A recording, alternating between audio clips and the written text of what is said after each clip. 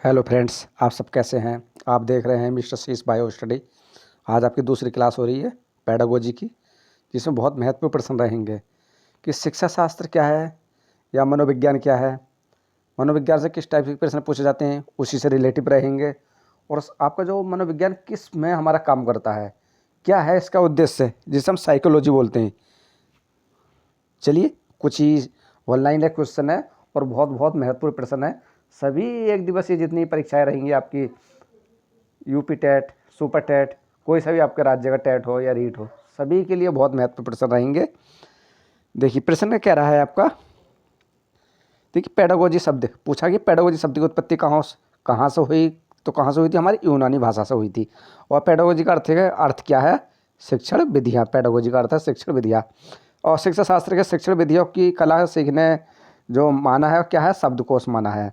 और शिक्षा शास्त्र क्या है, कला एवं विज्ञान है। देखिए अब जो हमारा शिक्षा शास्त्र क्या है, कला एवं विज्ञान है। और शिक्षा शास्त्र में निहित क्या, शिक्षा एवं शिक्षण। जो हमारा शिक्षा शास्त्र का महत्व क्या है, हमारा तो शिक्षा एवं शिक्षण है। और शिक्षा शास्त्र में प्रमुखता क्या है, वैज्ञानिकता की। क्या है, वैज्ञानिकता की। शिक्षण को समस्या समाधान का आविष्कार किसने कहा था, तो किसने कहा था, H.J. टेविट ने। यह है आपका शिक्षण को समस्या समाधान का आविष्कार किसने कहा था, किसने कहा था, H.J. टेविट ने। राष्ट्रीय शिक्षा तकनीक परिषद द्वारा शिक्षा शास्त्र में आदिगम प्रक्रिया में सुधार हेतु विधियाँ क्या है।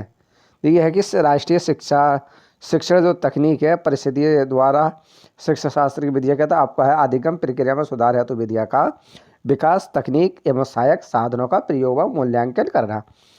आपका है शिक्षण। एक शिक्षक शिक्षण करते समय बाल केंद्रित विधियाँ के साथ साथ शिक्षण अधिगम सामग्री का भी प्रयोग करता है। ये अनुकरण करता है कि आपका शिक्षा शास्त्र का क्या करता है, आपका शिक्षा शास्त्र का। दोस्तों सी टेट यूपी टेट का जल्दी ही नोटिफिकेशन आने वाला है। आप अपने लक्ष्य, जो भी आपका लक्ष्य है, अपनी लाइन जो भी है, डटे रहना, हिम्मत मारना, जल्दी ही आने वाला। उसके बाद सुपर टेट आएगा। और जो भी टीजीटी पीजीटी की तैयारी कर रहे हैं उस पर भी अपना ध्यान रखना बराबर। चलिए, विज्ञान एवं तकनीकी नियमों का नवीनतम आविष्कार के शिक्षा प्रक्रिया में प्रयोग को शिक्षा शास्त्र कहा जाता है। ये कथन किसका है, एमएस कुलकर्णी का। एमएस कुलकर्णी का है।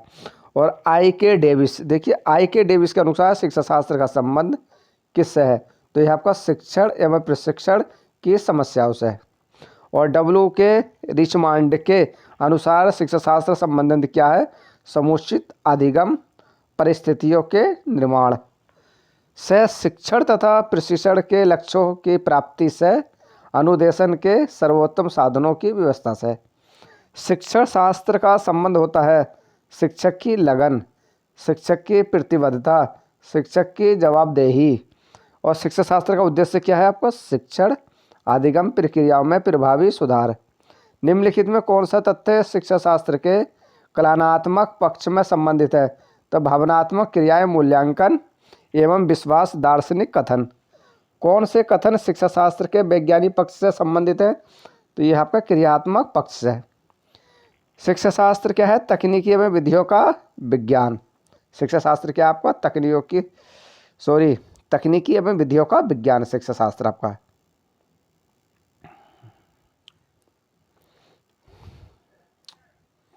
शिक्षा शास्त्र को रचनात्मक शिक्षा शास्त्र का नाम किस विद्वान ने दिया था, तो है सिल्वरमैन ने। अध्यापक होता है जन्मजाता एवं प्रशिक्षण द्वारा। अध्यापक होता क्या है आपका, जन्मजात एवं प्रशिक्षण द्वारा। शिक्षा शास्त्र शैक्षिक प्रक्रिया का है क्या है, नवीनीकरण और वैज्ञानिकीकरण। शिक्षा शास्त्र का द्वारा संभव होता है ज्ञान संचय, ज्ञान संचार और ज्ञान विकास। शिक्षा शास्त्र है आधुनिक विषय। शिक्षा शास्त्र क्या है आपका, आधुनिक विषय है।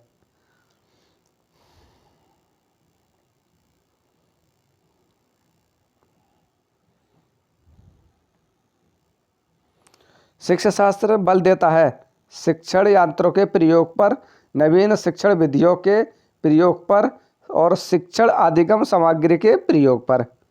शिक्षण शास्त्र है साधन प्राचीन काल में शिक्षा शास्त्र के प्रमुख साधन है चार्ट एवं मॉडल।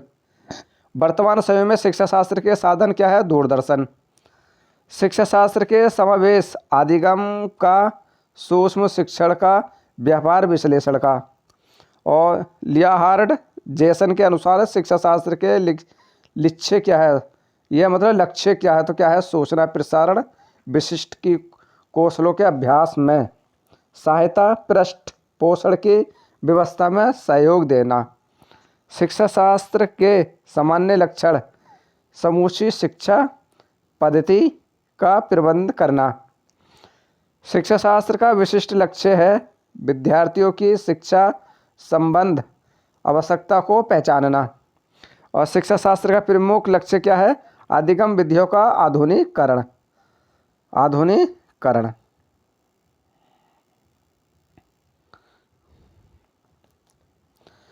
हार्डवेयर व सॉफ्टवेयर जनसंचार माध्यमों का प्रयोग शिक्षा शास्त्र के किस उद्देश्य के अंतर्गत आता है? तो आपका है विशिष्ट उद्देश्य है। शिक्षण अधिगम विधियों का आधुनिकीकरण शिक्षा शास्त्र के किस उद्देश्य में आता है? तो किस में आता है? प्रमुख उद्देश्य है। समूची शिक्षा पद्धति में सुधार एवं प्रबंध के उद्देश्य से आता है आपका सामान्य उद्देश्य। शिक्षा शास्त्र का प्रमुख उद्देश्य यानी कि क्षेत्र है आपका शिक्षण अधिगम विश्लेषण का विकास।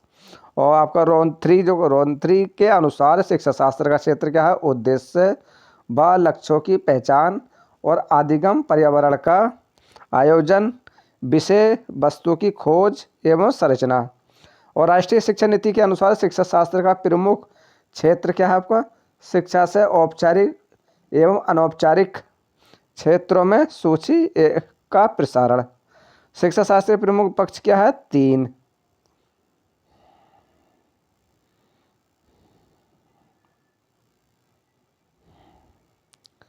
शिक्षा शास्त्र के प्रमुख पक्ष कितने? 3 है। और आपका जो शिक्षा शास्त्र का अधा पक्ष से आवश्यक क्या है? छात्र का प्रारंभिक व्यवहार। और शिक्षा शास्त्र के प्रधा पक्ष से अनिवार्य क्या है? छात्र का अंतिम व्यवहार। और निम्नलिखित में कौन सा पक्ष शिक्षण शास्त्र के संबंधित में? तो क्या है आपका? अधा, प्रधा, अधिगम, प्रक्रिया। निम्नलिखित में से कौन सा तथ्य अधा प्रक्रिया से समावेशित नहीं होता?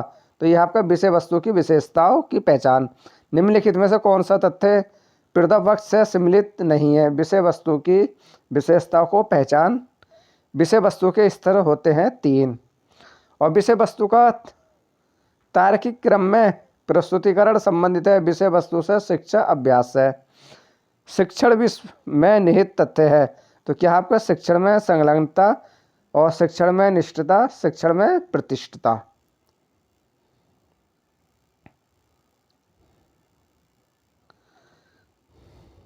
निम्नलिखित में से कौन सा शिक्षण अभ्यास से संबंधित नहीं है? तो आपका शिक्षण वृत्ति में नैतिक मूल्यों का पालन। शिक्षण विधियों एवं शिक्षण सूत्रों का प्रयोग सम्मिलित है शिक्षा अभ्यास से। और पृष्ठ पोषण शिक्षा शास्त्र का सोपान क्या है? अंतिम। शिक्षा शास्त्र का प्रथम सोपान क्या है? शिक्षण अधिगम प्रक्रिया का विश्लेषण। शिक्षण अधिगम क्रिया प्रशिक्षण का पक्ष क्या है? मध्यस्थ। प्रथा शिक्षा शास्त्र का कौन सा पक्ष है? तृतीय। अधा प्रशिक्षण का कौन सा पक्ष है? प्रथम। सुकारात को एक शिक्षक के रूप में स्वीकार किया जाए तो आप उससे मानेंगे क्या है? जन्मजात शिक्षक। और शिक्षा शास्त्र के अध्ययन में शिक्षा को ज्ञान होता है किससे होता है? शिक्षण सूत्रों का, शिक्षण विधियों का, शिक्षण विज्ञान का।